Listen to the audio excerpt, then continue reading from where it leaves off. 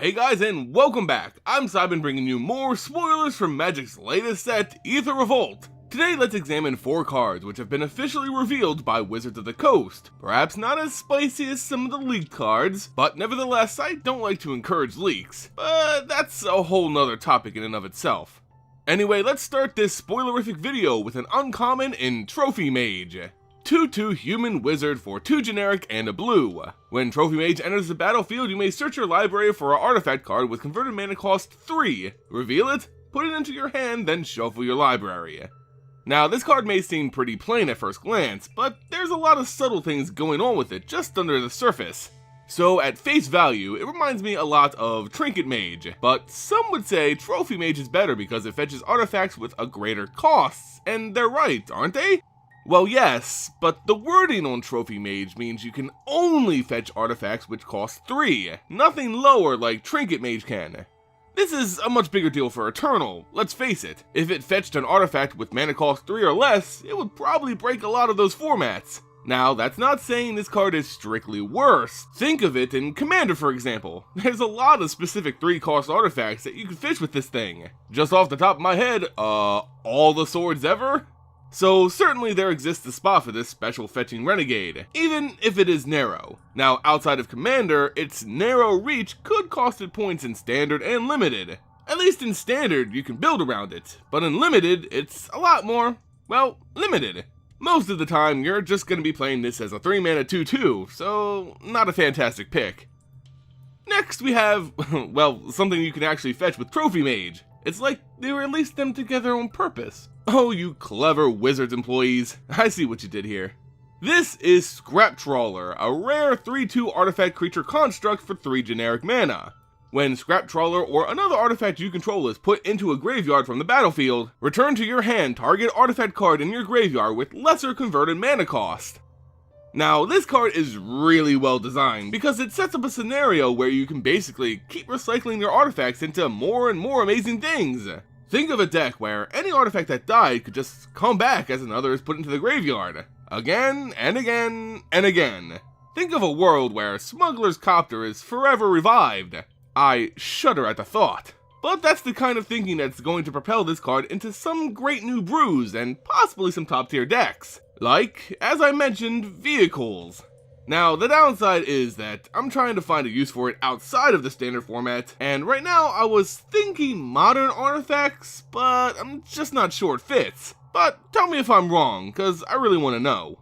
Limited also won't be very friendly to this metallurgic spider. Its effect is just too narrow again, and unless you draft an obscene amount of good artifact creatures, you'll be lucky to grab even a single card with this. So overall, Scrap Trawler has the potential to be a standard staple, or a complete flop that can't make it anywhere and will end up being a 30-cent rare. As you can see, I'm pretty precise with my predictions.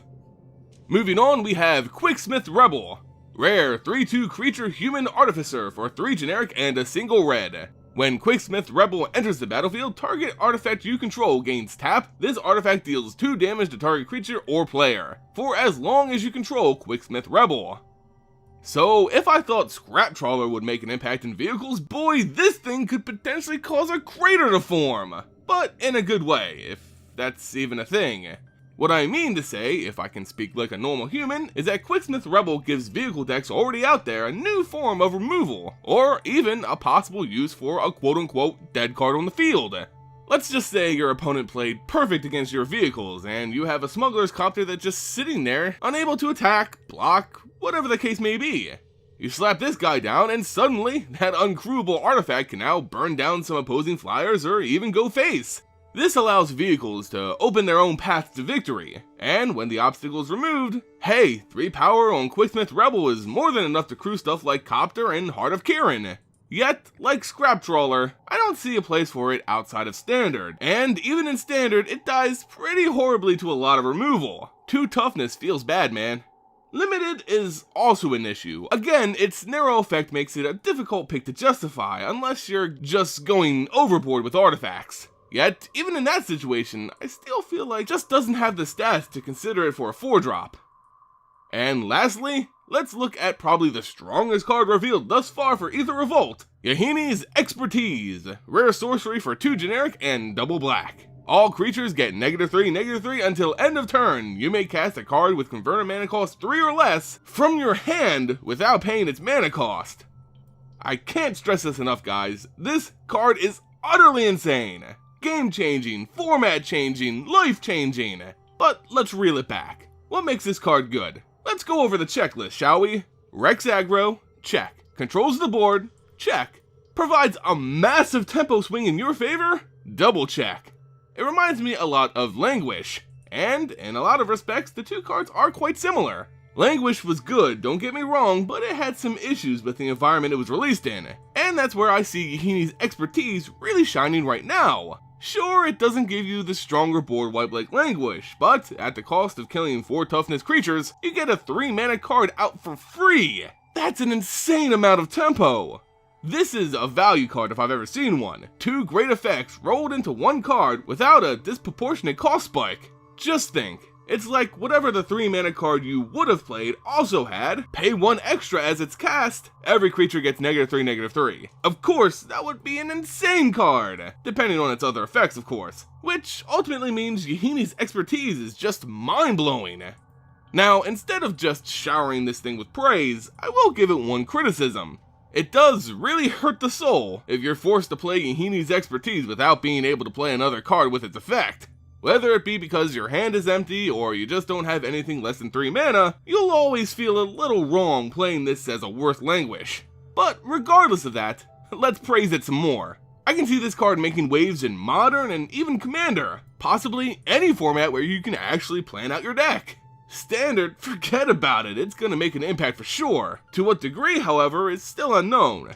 As for Limited, well, it's a lot harder to combo with the second effect 100% of the time, but hey, it's still removal. And that'll always be good, especially board wipes. And there you go guys, 4 new cards coming to us with Aether Revolt. Let me know what you guys think about them in the comments below. What did I get wrong, and where do you see them being played? If you enjoyed the video and want to support the channel, consider throwing the video a like, sharing it with friends, and subscribing. As always guys, thanks so much for watching, and I'll see you next time.